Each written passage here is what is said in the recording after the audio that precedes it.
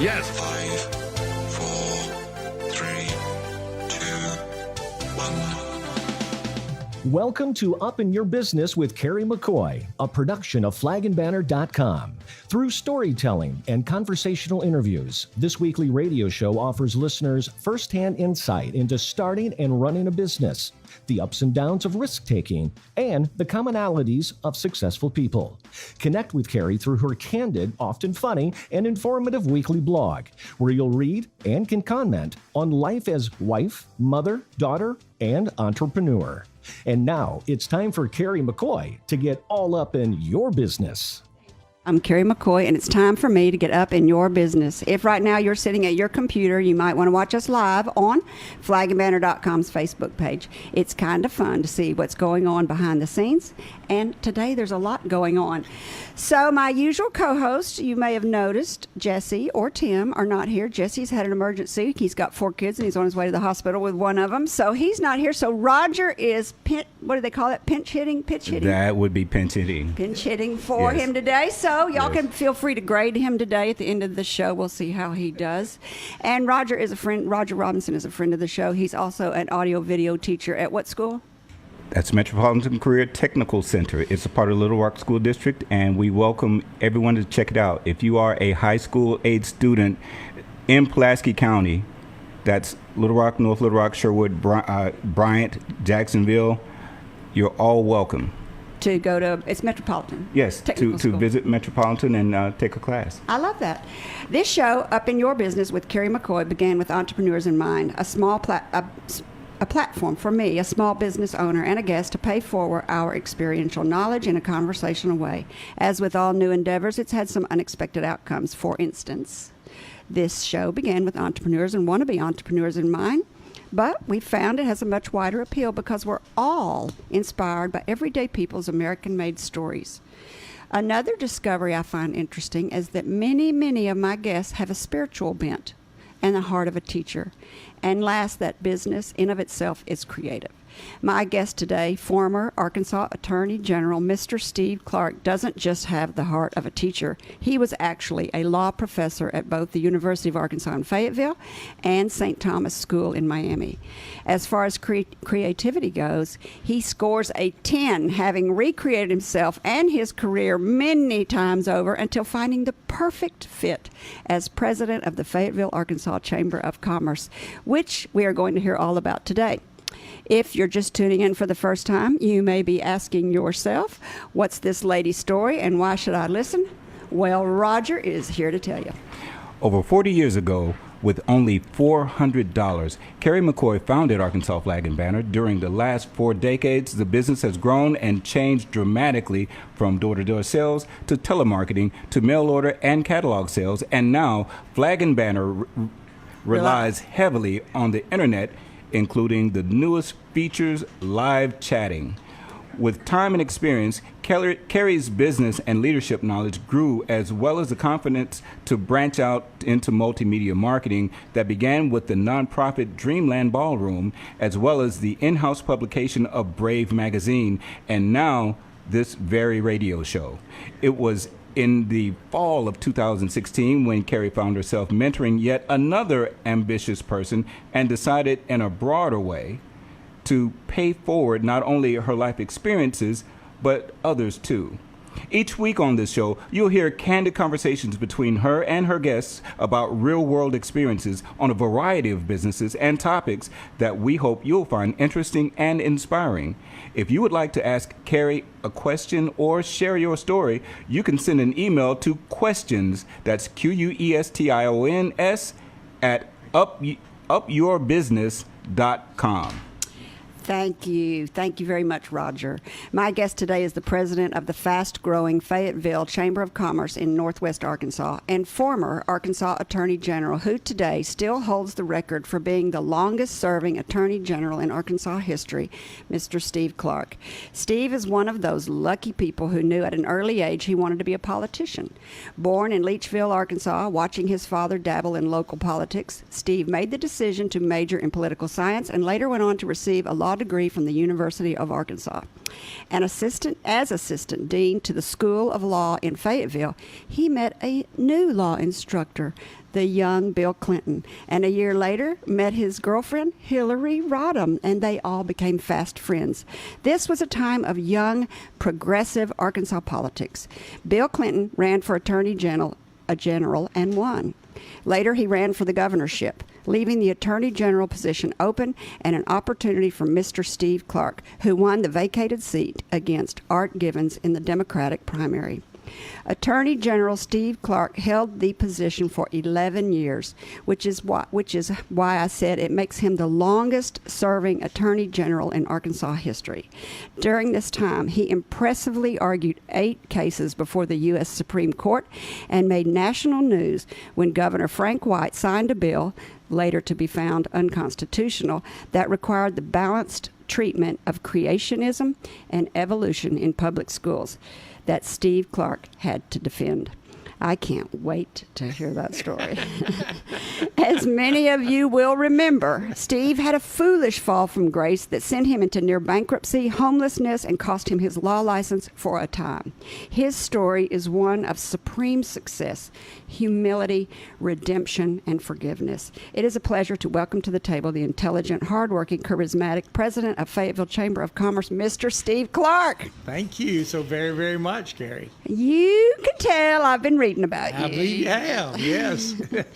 So that's not even all there is about you. You've done so much. Let's start at the beginning. You grew up in Leachville. How did that affect you, and what did your father do for a living? My father was a farmer a part of his life, and then he worked a couple of years in the land commissioner's office here in Little Rock, although we didn't move down here. And then the last years he was in real estate primarily as an appraiser, and he worked for the Arkansas Highway Department. Growing up in Leachville was a blessing for me. It's a town of about 1,500 when I was there, and it's still about 1,500.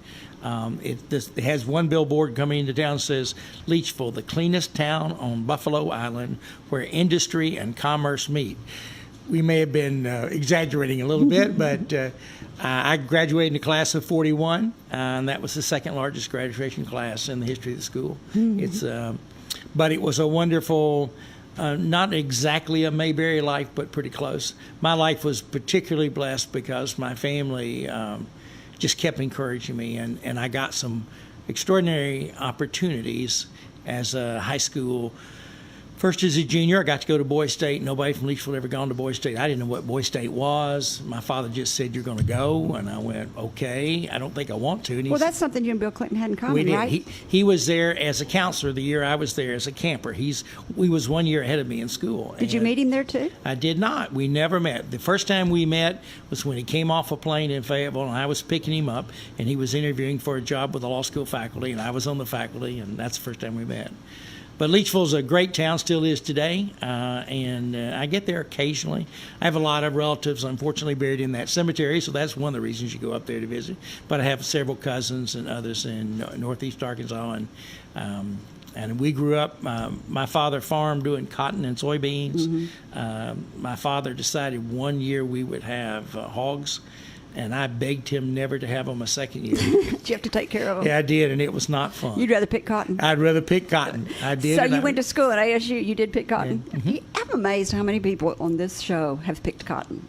Yeah. It's weird. Yeah. I guess that's Arkansas for you. Yeah. You decided to go to ASU, and you got a degree in political science. I did. You were lucky, and you actually ended up using your degree towards your career later. Yeah, I did. And then you decided to go to law school in Fayetteville. Yes.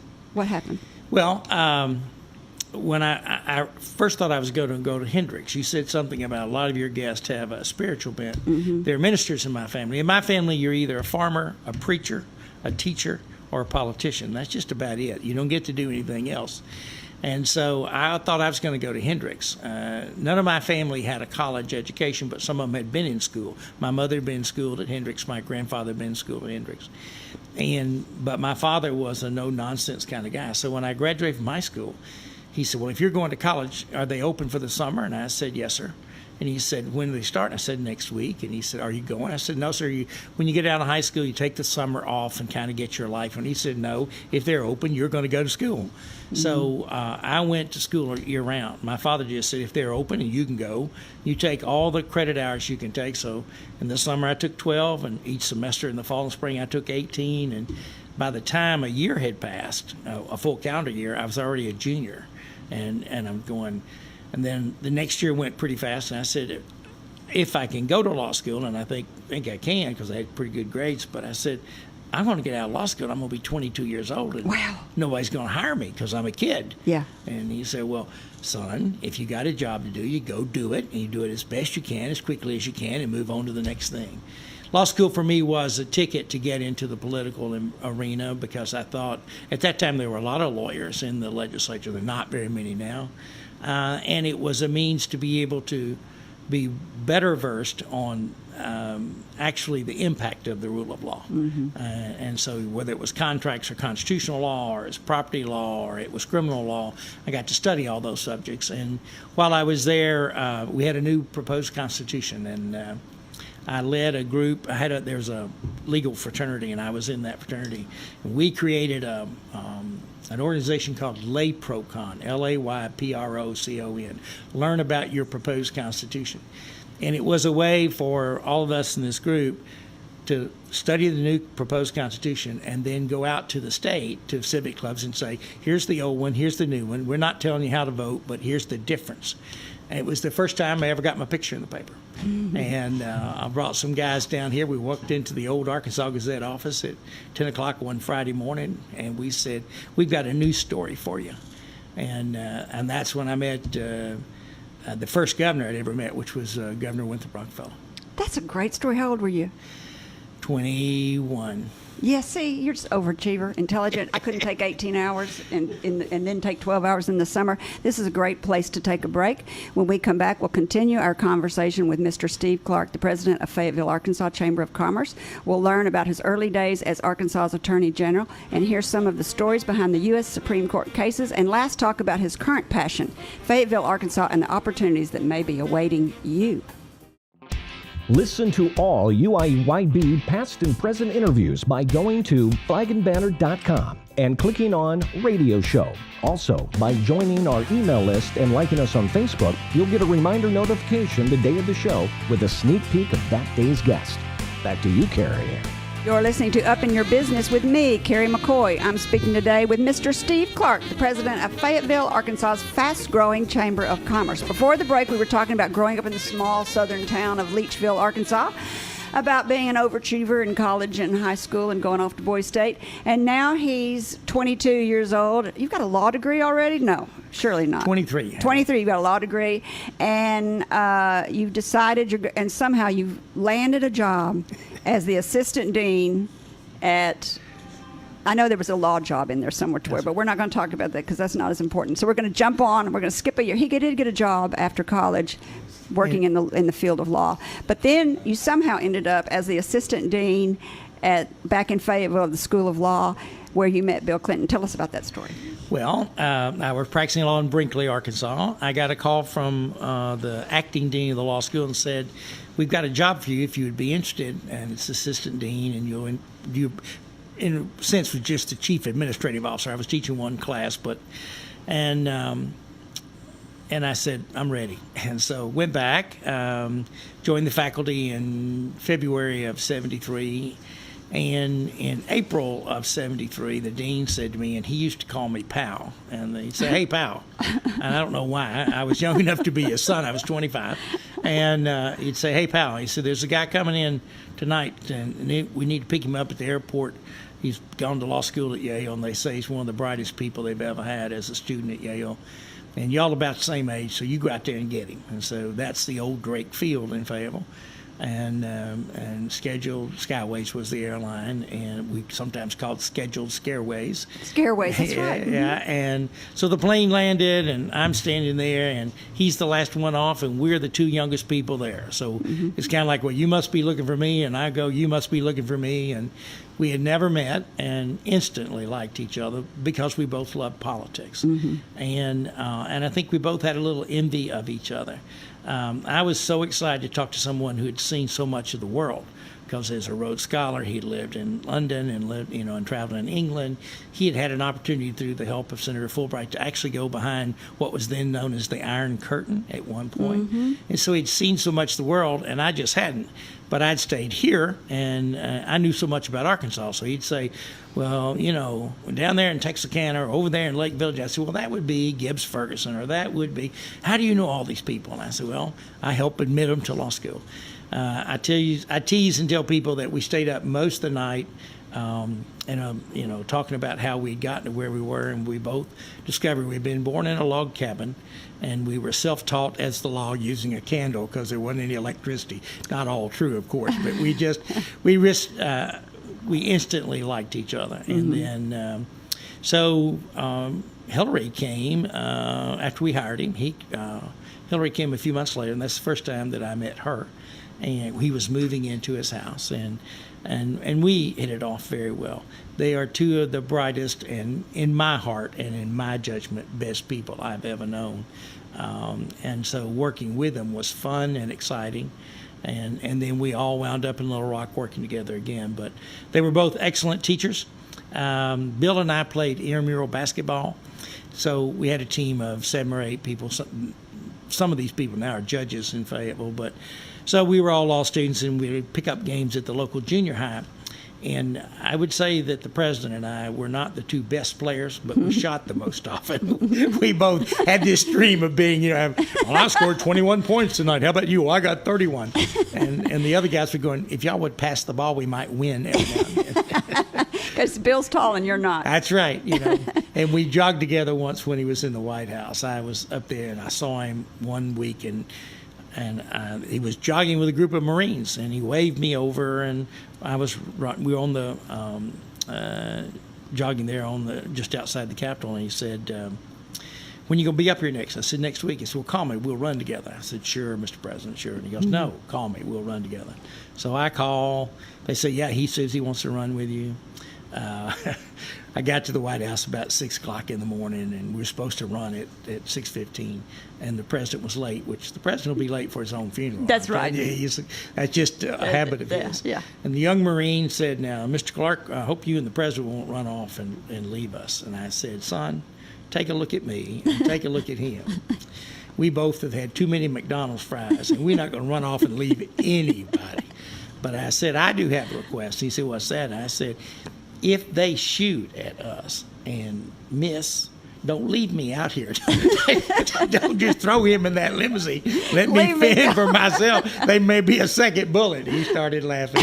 And I said, and if they shoot at us and they hit me, throw me in that limousine and hand me the phone. And he said, what for? I said, I want to call my mother and tell her where I am. And so, but the president's always been extremely generous and gracious to me. Always. He's just a great guy. And to my daughters. That's wonderful. He decides to run for Attorney General. Right. And I guess that's when he comes to Little Rock. And then he decides to run to be the governor. And you decide to run for Attorney General. Right. So did y'all talk about that before? He said, Steve, I'm going to vacate this seat. You want it? No, and not like that. I came down to be David Pryor's chief of staff. So I was 29. He was 29. He was Attorney General. And it was obvious that he was either going to run for governor, run for Congress, run for the United States Senate, or Jimmy Carter was giving some thought to making him Attorney General of the United States. Wow. So I'm with Hillary one day, and I said, look, I don't know what your husband's going to do, but if he does any of those things and vacates the Attorney General's office, I'm going to run. And she said, that's great. We'd like to see that happen. You'd be great. We'd like to work with you. I also teased. She said, I have one favor. I said, what's that? She said, lose a little weight. It's kind of hard for me to ask people to vote for my little fat friend Steve. I said, well, don't hold back. Tell me what you really think. But so we ran, and honestly, the reason that I got elected, I worked hard. Yeah. But both David Pryor and Bill Clinton and their campaign organizations, because David Pryor and Bill Clinton said nice things about me, a lot of those people said, well, if Bill likes you or if David Pryor likes you, you must be all right. Mm-hmm. So I lost 3 of the 4 congressional districts, so I didn't win by a big margin, but I won. And it was a real pleasure to work and serve with him. And that was your first time to hold office? Oh, yeah, first time I'd ever held office. It was a big one. It was. I'd had a couple chances to run for the legislature, and it just didn't. And my family, on my mother's side, held the same state Senate seat out of Mississippi County for just over 52 years, consecutive years. And so we had that history. I had an uncle that was a lieutenant governor, but that wasn't where I wanted to serve. And while you were there 11 years, Mm-hmm. which is a super long time. But what I found fascinating is that you did 8 Supreme Court cases. Yes, ma'am. In the U.S. Supreme Court. How did that come to be? Nobody does that. 8. Well, not 8. That's correct. That's I think the most any lawyer in Arkansas has ever done in the history of the state. It's the most that there are very few lawyers get to go to the Supreme Court, and there's a handful, a couple of hundred that would probably done more than that, but not a lot. Maybe a couple thousand in the history of the nation. Part of it's being the state's lawyer, and there are constitutional issues. There are issues about liberty and privacy. There were 2 of those cases that were death cases, and I won both of those cases, and both those cases played a role in the first death by injection, and I was there for the death by injection.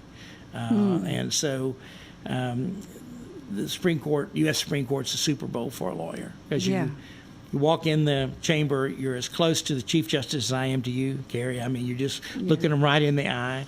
You get 30 minutes and not a second longer. And you don't get to take your notes and outline like a speech, because you get a little start and then they just start peppering you with questions. And there are lots of funny little rules. You can't call them judge. You can't say Mr. Justice, because you have to call her Madam Justice. At the time, she didn't want to be a madam of anything. So it's just Justice. So we learned some of those things. And You have to have everything memorized. Yes. They ask you, what's the better reason, rule of law, and why? We're going to set the law of the land. What should that law be, and why is it reasonable that it should be this answer? And why is that good for all of us? And it can be a place where there's a little bit of laughter. I was in a case, and Judge Scalia, it was a case out of El Dorado. Guy was a petty criminal, sentenced as a habitual offender, so he got 40 years for breaking into a vending machine where he got $40. It was a little harsh.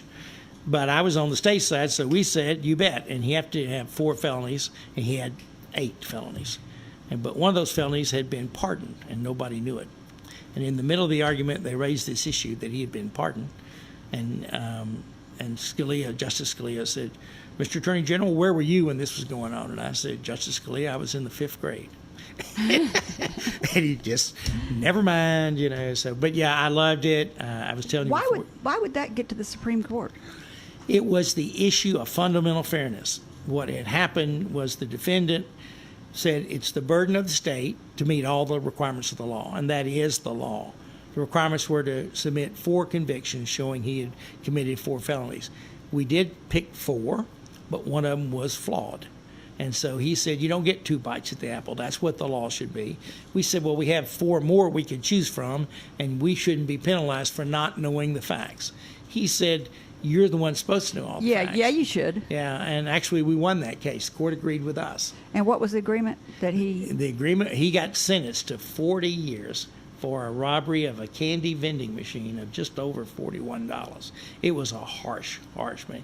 This was not a bad person. This was a guy... Well, how do you do that when you don't believe in it? Well, it's hard. It's the law. It's the law. Speaking of that, let's move on to the one that the case that got so much national attention. It was the McLean versus Arkansas Board of Education. It was when Frank White signed a bill, Act 590, requiring the balanced treatment of creationism and evolution be taught in schools, and you had to defend it, even though it was unconstitutional. And so the American Civil Liberties Union sued the state, and it's called the McLean versus Arkansas Board of Education. Nobody thought you defended the state very well, though. They thought you were on the other side, that you were defending because you didn't. Well, you can go ahead and talk about the Scopes monkey trial and why you chose to do it the way you did. Well, a lot of people came to me. Frank White said, I didn't read this bill before I signed it, but it's one of those God bills. It's a good bill. I'm going to sign it. So we read it and said, this is really not a good bill. There's lots of issues with this bill. But they didn't make me king, they made me lawyer. They elected me lawyer. And lawyer is to represent the interests of the state, and by all kinds, every tenet of judicial interpretation, what the legislature adopts is presumed to be constitutional. So it's entitled to be defended as constitutional. What got some of the Christians upset with me was I had been asked to offer a lunch with me as a fundraiser for the ACLU, and that was about a year before this trial law started. So, and I said yes, and I was a real hot ticket. It went for $12. So it didn't do much for charity, but they said, well, see, he's playing on the other side, the other team side, and he's trying to help the other team. And I said, look, here's what this is. The only way the state wins is this. We don't know the answer to when the world was created and how it was created. We all have opinions. So at its lowest common denominator, there's one opinion that says it just happened, and the other one says something made it happen. And so if you're going to be allowed to teach creationism, you say there's one, it just happened, evolution, and creationism is evidence that there was the possibility of something that made it happen. The court here, Judge Overton, said that's all right academically, but in the classroom, someone's going to say, teacher, what's that something? Is that something God? Does that God go to the Methodist Church or the Assembly of God Church, or does that God not go to church at all? Mm-hmm. And so he said, on a practical side, you're creating just huge havoc. So we lost, and then I wouldn't appeal, and that made some of the people on the Christian side also unhappy. I said, I'm a good enough lawyer to know if you know you're not going to win, don't waste your time and don't waste your money. Well, even though it was a state case, it got international attention. Oh yeah, it was billed as Scopes Trial 2. Mm-hmm. So we had a guy. So I come out of the federal court down here one day on Capitol Avenue, and there's a guy in a gorilla uniform, and he's got a microphone. He says, Mr. Attorney General, I'm so-and-so gorilla with the Banana News Network, and I'm just trying to get away. Yeah. One day I was in the courthouse, and we took a break in the afternoon, and a person comes up and says, are you the Attorney General? I said, I am. And he said, you need to let me testify. And I said, sir, I'm sorry, that's been set long ago. And he said, but I know all the answers. And I said, sir, I appreciate all that. I'm trying to get to the restroom. And he said, you need to understand something. God spoke to me, and he's given me all this information. And I said, again, sir, I'm really sorry. Not going to happen. I want to tell you the truth. I need to move on. He said, well, you need to know. God and I are pissed. I said, Marshall, come help me, because this guy's beginning to frighten me just a little bit. Wow. The TV evangelist Pat Robinson denounced you on the 700 Club, saying that you were undermining the state defense because you limited the scope of the defense to explaining creationism as legitimate science rather than the sacred word of God. The only legitimate ground for the state to uphold would have been science. Yep. And so because you were trying to say, is it science, they felt like, I didn't really understand. They felt like you couldn't, some of them were called biblical literalists. So if the Bible says the camel passed through the eye of the needle, the camel did pass through the eye of the needle. Okay. If the Bible says that the earth was created in 7 days, those were 7 24-hour units. Yeah. And people say, well, when the Bible was being written, how do you know that was the measurement of a day? And do you really believe that a camel could pass through the eye of a needle? Perhaps that's so, but it maybe that's just an example of the things that are being written in the Bible. And the literalist said, if it says it in the Bible, it is in the Bible, which got one of my witnesses in trouble. So the cross-examination said, are you a literalist? Do you believe the Bible is true? Every written word is true? Yes, sir, I do. Said, does the Bible talk about flying saucers and UFOs? And he said, yes, sir, it does. And he said, and can you tell me that passage? And he said, yes, in the book of so-and-so, there are flying objects in the sky, and they are there as a part of. And he said, so you read that to mean that the Bible says that UFOs are legitimate? And he said, yes, sir, I do. That really hurt our credibility a whole lot. And Pat Robinson did sue me. He was on TV one morning. He said, Steve Clark is crooked. and used his hand to make a cricket symbol. And I sued him the next day, and he said, the next following day, he said, I didn't say Steve Clark was crooked. I said, it looks like he's crooked. But we settled that lawsuit. Reverend Robinson wrote me a handwritten note apologizing. He did. He did. And Well, in 1987, Louisiana did the same thing. They did. You were just cutting edge. there you go. You really were. This is a great place to take a break. When we come back, we'll continue our conversation with Mr. Steve Clark, the president of Fayetteville, Arkansas Chamber of Commerce, where we'll hear about his political and personal fall from grace and the road back. Hindsight is 20/20, and sharing wisdom is what this show is all about, and I bet this smart man has a lot to say. And last, we'll talk about Steve Clark's current passion, Fayetteville, Arkansas, and the opportunities that may be awaiting you there. Listen to all UIYB past and present interviews by going to flagandbanner.com and clicking on Radio Show. Also, by joining our email list and liking us on Facebook, you'll get a reminder notification the day of the show with a sneak peek of that day's guest. Back to you, Kerry. We're listening to Up in Your Business with me, Kerry McCoy, and I'm speaking today with Mr. Steve Clark, president of Fayetteville, Arkansas's fast-growing Chamber of Commerce. If you've got a question, you can send an email to questions, questions, at upyourbusiness.org. And so I'll either get you in touch with Steve Clark. He's not hard to find. You just go to Fayetteville Chamber of Commerce, and there he is everywhere. You actually have one of the best websites I've been to in a long time. Thank you very much. It's really good. There's so much information. We're going to talk about all that. But before we do, we got to talk about what everybody always asks about, and you'll be famous for this forever. I'm sorry, but it's really, you are a shining example of what to be and a glaring warning of what can happen. Correct. I said that to you earlier. I thought that was smart when I said that earlier. It is smart. I wanted to share it again. He's a shining example and a glaring warning. Before the break, we talked about your success as an Arkansas young attorney general, and now we're going to continue with your life story. And I just want to say this before we do, that I think it's really generous that you're so open about this. You talk about it to everybody. You share what you want to learn.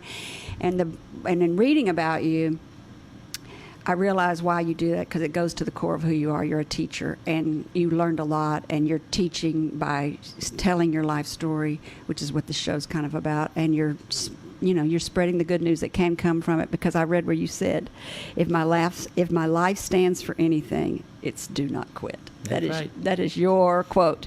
So where do you want to start? What were you found guilty of, or how do you want to start? Either way, part of what is a part of this story is I'm an alcoholic. I'm a recovering alcoholic. If I'm sober through the 10th day of October, I'll have 24 years of sobriety. Congratulations. Thank you. But I had 24 or 28 or 30 years of being a practicing alcoholic, and I was world class. I was obnoxiously an obnoxious alcoholic. I wasn't mean, but I was incredibly loud. I learned to whisper in a sawmill, and so wherever I was, I was going to make all kinds of noise. And I thought I could sing. I sang one night at Cajun's Wharf. It was not one of my finer moments.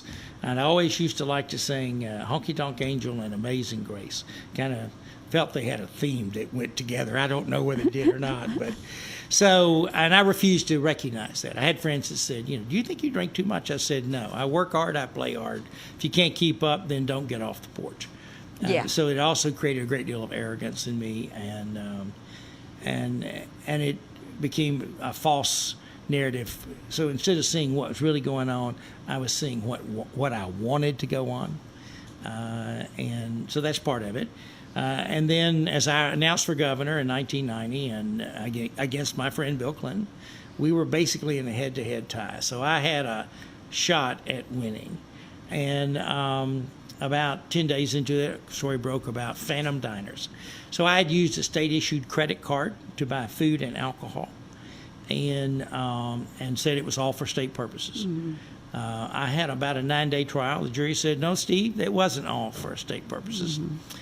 You, over a 5-year period, spent at least $250 and no more than $2,500, but you spent our money on meals and alcohol that had nothing to do with being Attorney General. That's illegal.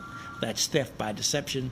And so they fined me $10,000 and said, go and sin no more. We're going to slap you on the hand. We're going to tell you that's wrong. Don't ever do that again. You are a felon. You are a felon, and you'll pay the court costs. I mentioned shortly after that, the bar showed up at my door and said, "Hey, we don't like felons to have bar licenses. So you want to fight about it, or do you want to do something else?" And so I surrendered my law license, and then later got a license in Texas, which I've had 20 years just about now. And so it was, frankly, two best things that ever happened to me. One was that I finally realized that alcohol was one of my demons that had control of me. And secondly, I was, so I put the plug in the jug. And because of my conviction and my disgrace, and I went from who's who to who's he virtually overnight. So instead of people saying, "Hey, you're going to be the next governor. Hey, governor, I want to look forward to this," they went across the street because I pitched myself often as the guy who fought on the side of the angels. Angels like fighters, but they like fighters that are honest, and they like fighters that are sincere. And I wasn't in those. So what I did was dishonest. What I did was unethical, and I have to be direct about that now. That's part of how I have sobriety, is that I'm just honest about the truth. Yeah.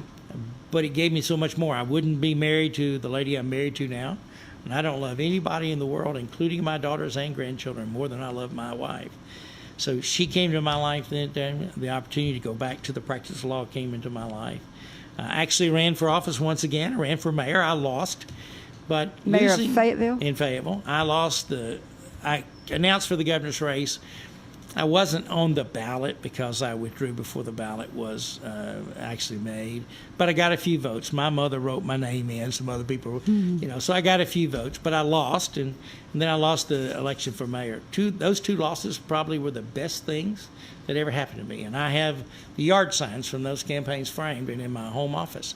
So I can see that Steve Clark for governor, boy, you were blessed that didn't happen. Because had I been elected governor, I'm not a bad guy, but I was drunk. I was going to embarrass myself. I was going to embarrass our state. I was going to hurt somebody. I was going to drive into a pole or into another car. I was going to do something that I would be ashamed of the rest of my life. Mm-hmm. When I ran for mayor, I thought, well, I got one more circle, and I obviously wanted to win, and I finished third out of a field of 6. But it was 2 days later they offered me the Chamber of Commerce job. I've never had a job in my life that I like more than the one I have now, because I get paid to get up every morning and make Fayetteville a better place to live. That is a wonderful job. My job is to create opportunities for people. My job is to create opportunities for our community and a part of that our state, but our community in particular, to demonstrate to the world that we love everyone. We don't care where you're from and who you're married to and how long you've been here and who you love and what you believe. We just want to know, what are your skills, what are your passions, and what will you commit to do? Mm-hmm. And the rest of that, welcome. And it's just like I said, I'm very excited about what I get to do. It's kind of a political position. It is. Without having to run for office. Yeah, I don't have to go to the Gillette Coon Supper. And what do you call it? The Gillette Coon Supper? Oh, I forgot about that. Yeah, okay. Yeah. Mm-hmm. And coon does not taste like chicken, let me tell you. I don't care what they tell you, it doesn't. Yeah, it is political in one sense, and so I get a lot of the enjoyment that I got from being in public service. Because you're still promoting people and opportunities, and that's correct. And you're still getting the stimuli that you liked from politics in the beginning. Absolutely, absolutely. Does your law degree help you? Oh, absolutely, no, without any question. A couple ways it helps me. Both when we're looking at a company that's coming to Fayetteville or looking to come from Fayetteville, and they've got documents about things they want, and do they comply with regulations that the state Arkansas Economic Development has. I can read all that, understand all that. If we're looking at trying to craft some new opportunity for a company, I've worked with the legislature and with the courts long enough, I can say, we can't do that, or we can do this, or we need to talk to X, Y, and Z to do that. So yes, it's a benefit. We have lawyers. I'm not the lawyer for the chamber. We have lawyers. The person who represents himself as a lawyer is a fool, and I don't want to be a fool. But Fayetteville is a wonderful place in which to live. And I told somebody this morning before I came down here, I said, so you want me to describe Fayetteville quickly? Uh-huh. It has just abundant blue sky, an abundance of trees everywhere, extraordinary food, and the friendships are forever.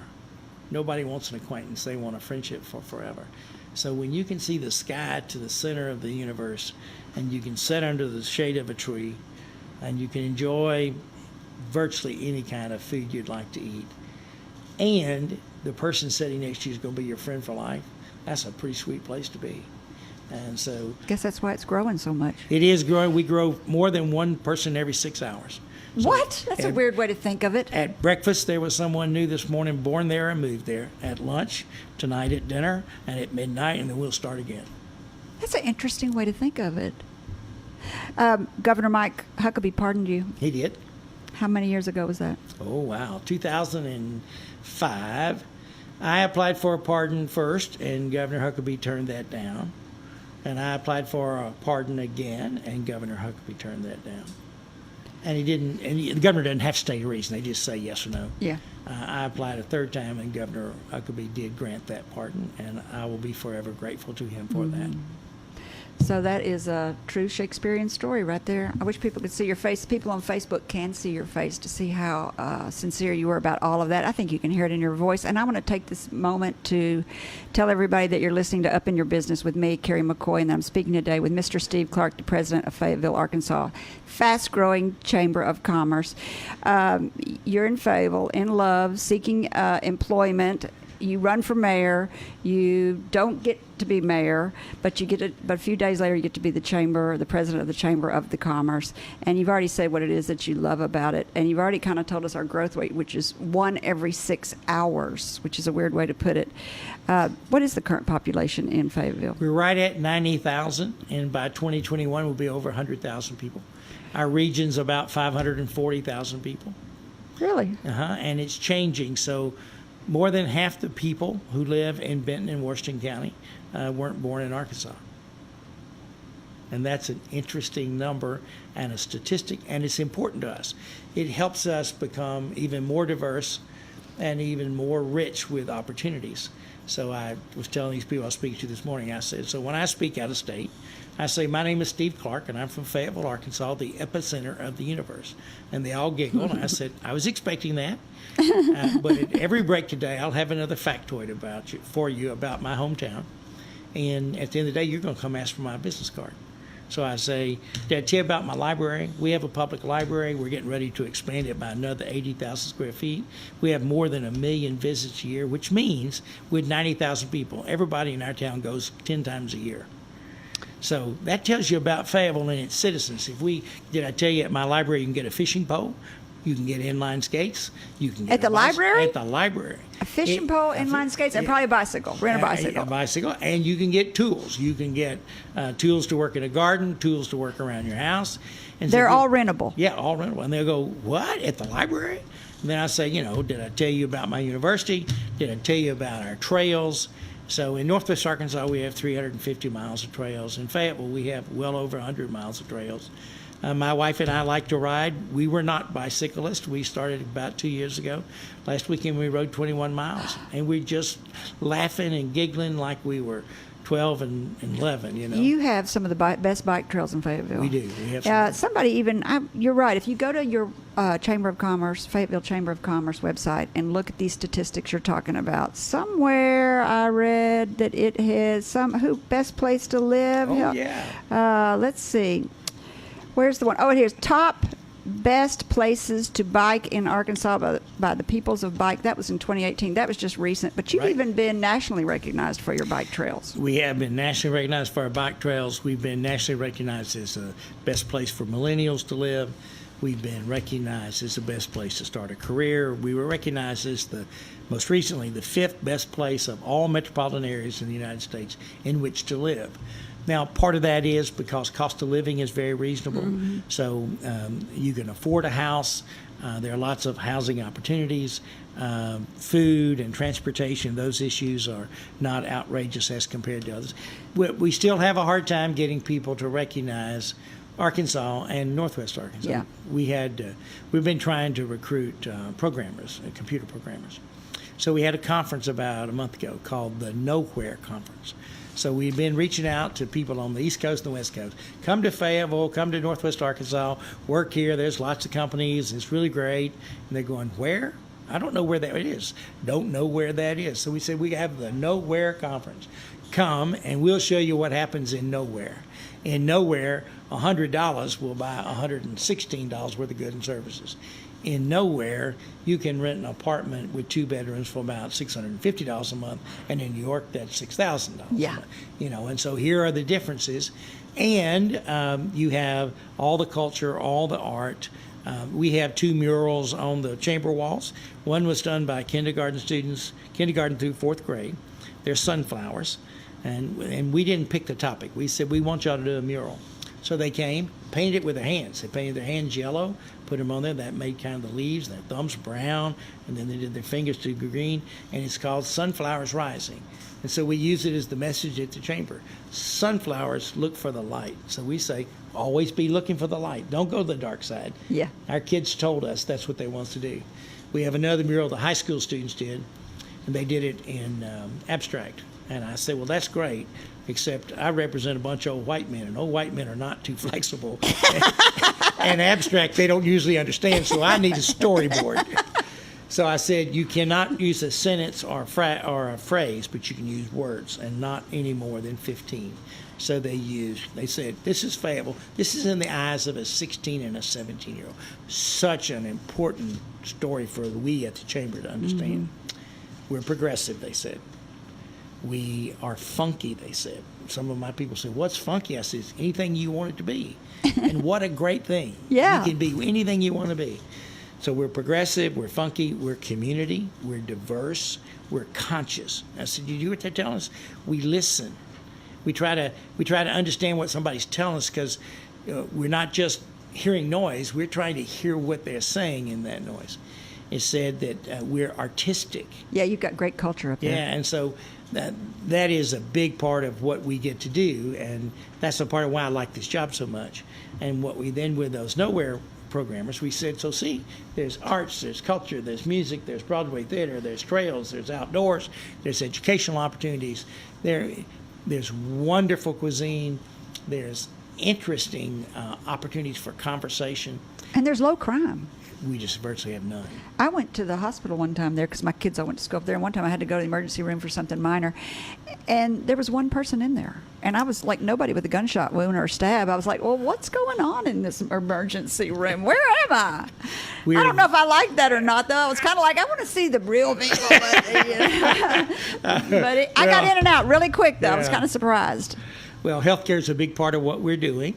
So if you want to hear my elevator speech, it says Fayetteville is EDS, meds, and innovation. And we wrap that in culture. And EDS, meds, and innovation. That's education, medical, and what was the last one? Innovation is entrepreneurship. So we can teach you. And real estate. Real estate up there is off the chart. I saw where it's one of the #1 places for people to move that are in real estate, because you can just sell and sell and sell. There's just so much property to sell. And I guess the Arkansas State Lottery has done great things for Fayetteville. Arkansas State Lottery has done great things across the state, but yes, we've had our fair share. Because you've got the big college up there. Yeah, the university's been huge, and lots of the students that enroll there were there because of the lottery scholarships. Are you going to put a ceiling on how tall they can build a building in Fayetteville? We do have a ceiling. Good. Right now it is 6 stories. Oh, good. Yeah. Is anybody trying to fight that? No, we haven't had. We've had a couple times, but that view shed, what you can see, is really important. Yeah. And whether that's the sky or trees or the hills or the mountains or whatever it may be, we're very conscious about trying to make sure our canopy cover, meaning the trees that are there that cover, so it's just not all, we didn't tear down trees and make parking lots. Right. Drives me crazy. Yeah, It makes me crazy. I think cutting down trees like right there with murder. It comes pretty close. It does to me. I know. Does. I'm a tree hugger. I'm sorry. So does Fayetteville, Rogers, and Bentonville work together as a unit for Northwest Arkansas, or did they work kind of independently? We work together. Probably the greatest reason that we've had success in Northwest Arkansas is that we collaborate on everything. So we spend our time and we start with this position. Let's look for the similarities. There'll be some differences. Forget about that. Yeah. Let's see what we've got in common and let's advance that goal. So in economic development, we often will find ourselves around a table with a prospect who said, I'll bring this business here and it'll bring 300 jobs or 3,000 jobs. And there's the 5 mayors. So it's Fayetteville, Springdale, Rogers, Bentonville, and Siloam. Oh, okay. And then there's the 5 chamber execs. And we say, okay, the only mistake you can make is not coming to Northwest Arkansas. Now, we each want 20 minutes to tell you why we think you should come here. Yeah. But before you agree to all that, we're telling you, if you decide to come to any of these 5 communities, the other 4 will help in any way that they can. And we've been honest about doing that. Do y'all meet every year? Do y'all meet once a year, or how often do you meet as a group? Once a month. Once a month? Yeah, we talk the 3rd Wednesday of every month, and we talk about what we're doing, and we do things collectively. We even do that with our legislation. So when we go to D.C. to talk to our members of Congress, we don't ask for, well, this is what Fayetteville wants, this is what Springdale wants. We say, for the region, this is our ask. And so it started, the first one was on the Bella Vista bypass. And so some guy came to me and said, Bella Vista is not in Fayetteville. And I said, I know that. And he said, well, I thought you didn't because you said that's all we want you to do is fund the Bella Vista bypass. I said, why would the Fayetteville Chamber care? I said, there are 7 stoplights between Bella Vista and Dixon Street. That bypass will take those 7 lights out, and they're going to get here about 15 minutes faster. And there's going to have a whole lot more options in Fayetteville than they are going to have in Bella Vista. So, and our senators and the congressmen are saying, well, y'all are all sitting together, and Springdale said what Fayetteville said, and Rogers said, and we expected Bentonville and Bella Vista. And Siloam said, you don't want anything else? No, we'd like to have this. Yeah. If you get us this. Next year there'll be something else. Yeah. It may be in one of the other communities, but that's been our greatest tool for success, is we all... we wouldn't have half of what we had if we didn't work together.